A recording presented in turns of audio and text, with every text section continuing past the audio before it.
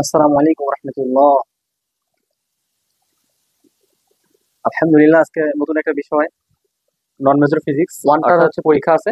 তো তার উপর কিছু বিশ্লেষণ ধর্মী কোশ্চেন সলভ করাবো। তো আমাদের সাথে থাকবেন ইনশাআল্লাহ। যে কোশ্চেন গুলো করাবো 100% না বললেও 99% আসার উপযোগী।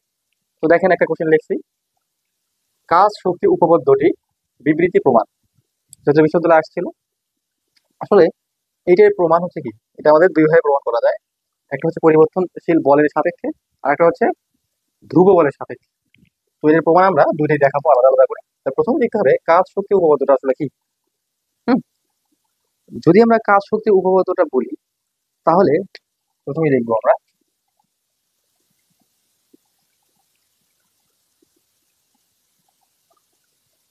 কাজ শক্তি উপপাদ্য। কাজ শক্তি উপপাদ্যটা হচ্ছে, গতিশীল কোনো বস্তু যদি লিখি,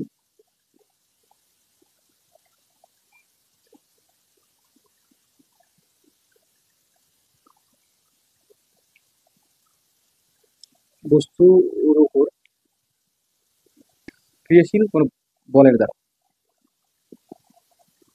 ক্রিয়াশীল কোনো বলের দ্বারা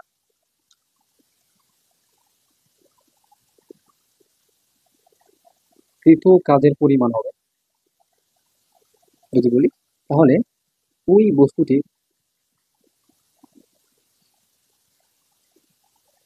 বেগের, অর্থাৎ ওই বস্তুটি বেগের পরিবর্তনের বর্তনের সমান।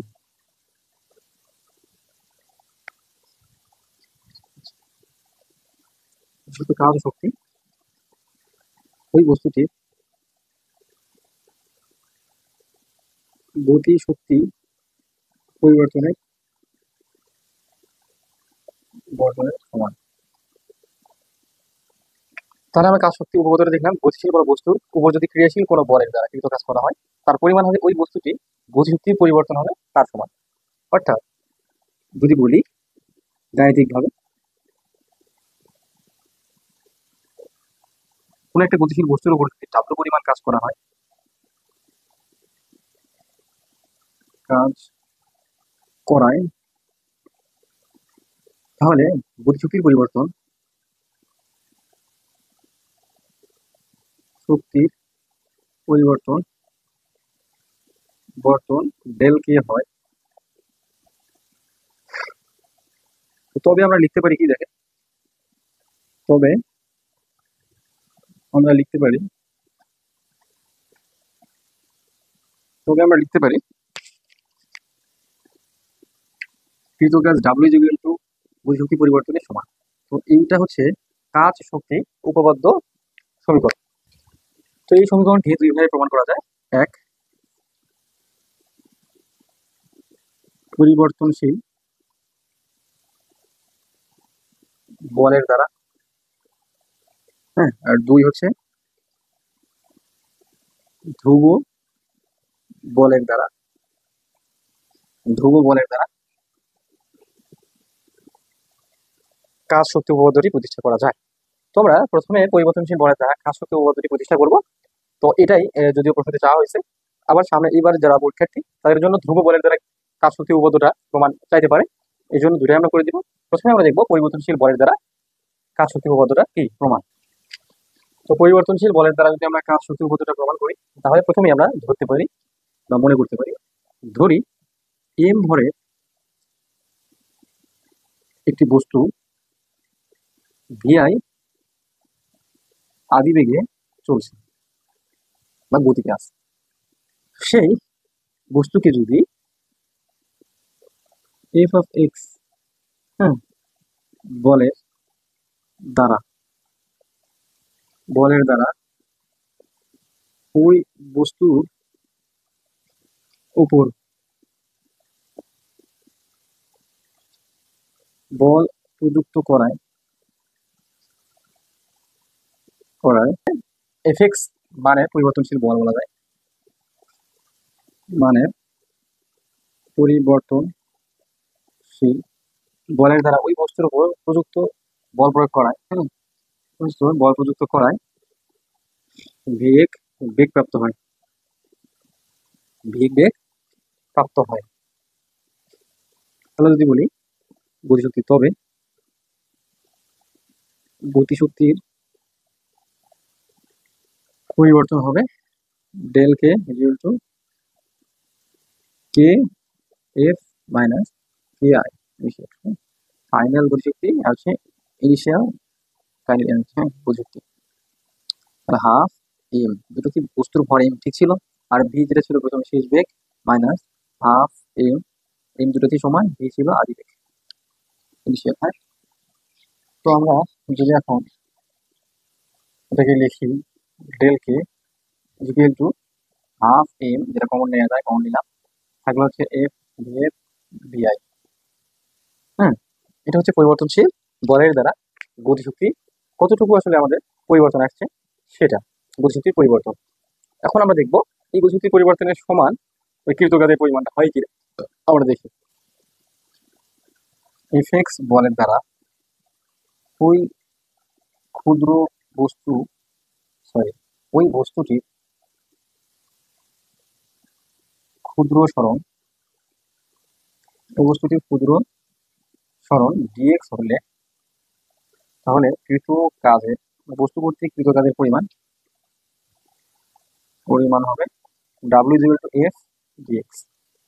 হ্যাঁ, এটা হচ্ছে কৃত কাজের পরিমাণ।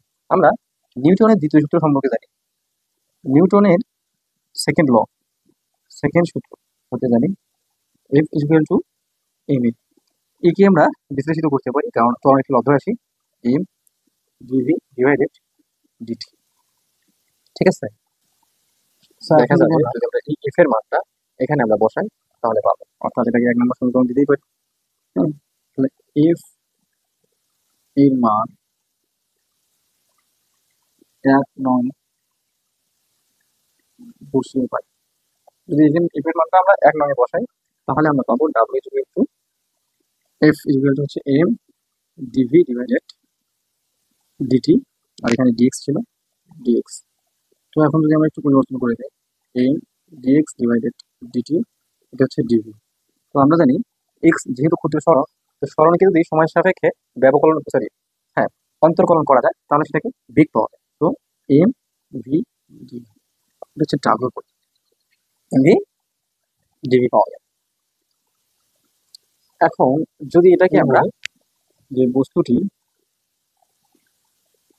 ভিএফ হতে ভিআই হতে ভিএফ বেগ প্রাপ্ত হতে, যদি বলি বেগ প্রাপ্ত হওয়ায়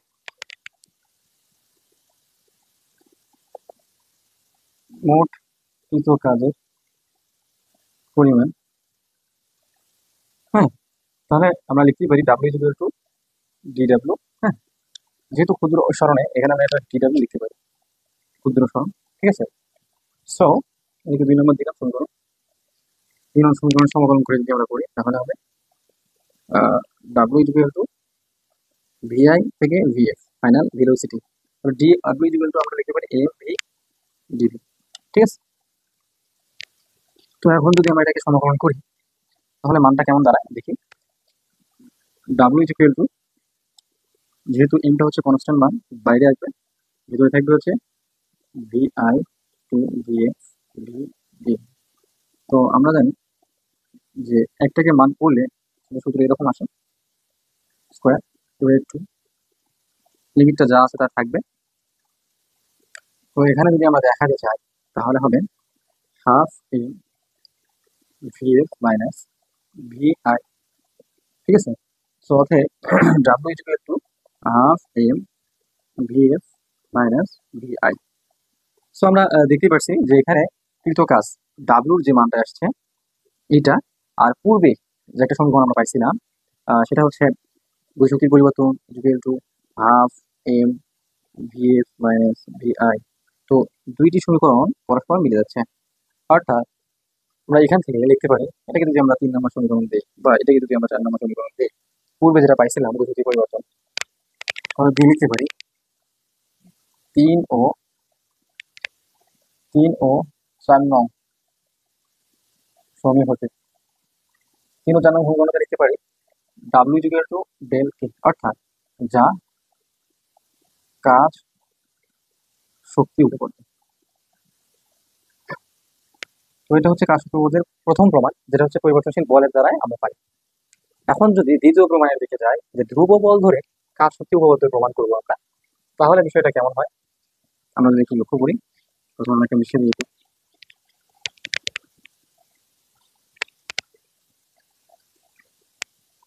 পরিবর্তনশীল বলের এই জায়গায় হচ্ছে ধ্রুব বল, এটা হচ্ছে 2 নাম্বার।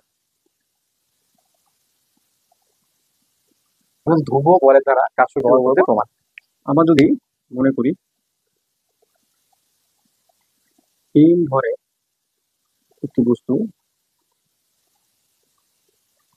ভি নট আদিবেগে গতিশীল, ঠিক আছে। ধ্রুব এফ বলে যদি ওই বস্তুর উপর বল প্রয়োগ করি, তবে তা এই সমতরণে এক্স দূরত্ব অতিক্রম করে। এতে শেষ বেগ ভি হয়। সুতরাং বলতে পারি যে বস্তুটি গতিশক্তি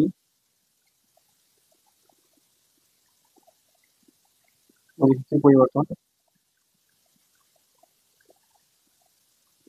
half M V square minus half M V naught square, অর্থাৎ শেষ গতিশক্তি থেকে প্রথম আদি গতিশক্তি বাদ দিলাম, তাহলে এখানে বাদ দিলে হয় হচ্ছে এটা। তো এটা একটা ফর্মুলা পাচ্ছি আমরা, মাইনাস ভি নট স্কোয়ার, ঠিক আছে। এটাকে যদি আমরা গতিশক্তি পরিবর্তন 1 নম্বর সমীকরণ দিই, তাহলে এরকম লিখতে পারি। এখন যদি বলি ধ্রুব বলটা এফ ছিল, এফ বলের দ্বারা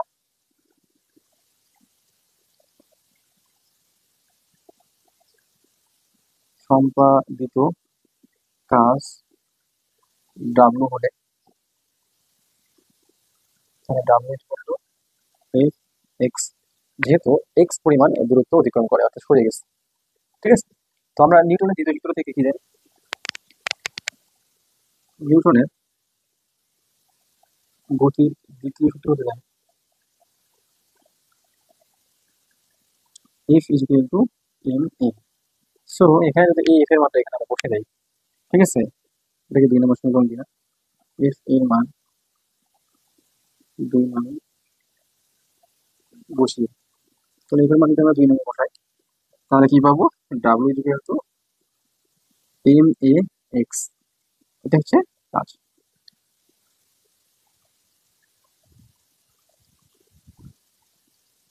এটা হচ্ছে 3 নম্বর সমীকরণ দিই। তো আমরা গতি সমীকরণ আরেকটা জানি, গতি সমীকরণকে আমরা জানি আদিবেগ নির্ণয় square is equal two V naught square plus 2a x, বা এখানে এক্স যেহেতু আমরা এক্স, তখন আমরা এক্স লিখতে পারি। সো এখন যদি আমরা এখান থেকে এটা বের করি, এই এক্স এর মানটা যদি বের করি, তাহলে থাকবে হচ্ছে V naught square plus 2a x equal to square, লিখতে পারি। অতএব 2a x equal to square minus V naught square, তো ax equal to square minus V naught square divided 2, ঠিক আছে। এটা হচ্ছে এক্স এর মান। এই মানটা যদি আমরা 3 নং বসাই, 3 নং হতে এক্স এর মান বসিয়ে পাই, W equal to M, x এর মান ছিল square V naught square divided 2, এটা ছিল হচ্ছে এইটুকুর মান, যেটা আমরা বসালাম এখন। তো এখানে যে বসিয়ে আমরা পাচ্ছি, যদি আমরা দেখি, তাহলে হাফ এম স্কোয়ার, এটা কিভাবে লিখতেই পারি আমরা, V naught square W equal, ঠিক আছে। গতিশক্তির পরিবর্তন যা ছিল, সেখান থেকে ধ্রুব বল দ্বারা কৃত কাজের পরিমাণও স্যাম একই হয়েছে। এই জন্য আমরা বলতেই পারি যে ধ্রুব বল দ্বারা কোনো বস্তুর উপর কাজ শক্তি উপপাদ্যের পরিমাণ হবে হচ্ছে ধ্রুব বল দ্বারা কোনো বস্তু কর্তৃক কৃত কাজ এর পরিমাণ হচ্ছে ওই বস্তুর, বা অর্থাৎ গতিশীল বস্তুর পরিবর্তনের গতিশক্তি পরিবর্তনের সমান। অর্থাৎ লিখতেই পারি, আমরা আগে দেখছিলাম হচ্ছে গতিশক্তি ছিল হচ্ছে del K equal to M square N square. তো যেহেতু এটা সমান দুইটা, আমরা লিখতে পারি W equal to del K, যা কাজ শক্তি উপপাদ্যকে যথার্থ প্রমাণ করে। অর্থাৎ বলতে পারি যে ধ্রুব বল দ্বারা কোনো বস্তুর উপর কৃত কাজের পরিমাণ হবে সেই বস্তুটা গতিশক্তি পরিবর্তনের সমান। ঠিক আছে, এভাবে আমরা ধ্রুব বল দ্বারা গতিশক্তি কাজ শক্তি উপপাদ্যটা প্রমাণ করলাম, এবং পূর্বে আমরা একইভাবে পরিবর্তনশীল বল দ্বারা কাজ শক্তি উপপাদ্যটা প্রমাণ করেছি। তো এটা গুরুত্বপূর্ণ খুব 2024 সালের পরীক্ষার্থীদের জন্য। ধন্যবাদ সবাইকে, আমার জন্য দোয়া করবেন এবং বেশি বেশি কমেন্ট লাইক করবেন, ফিজিক্স পাঠশালার সঙ্গে থাকবেন। আসসালামু আলাইকুম ওয়া রাহমাতুল্লাহ।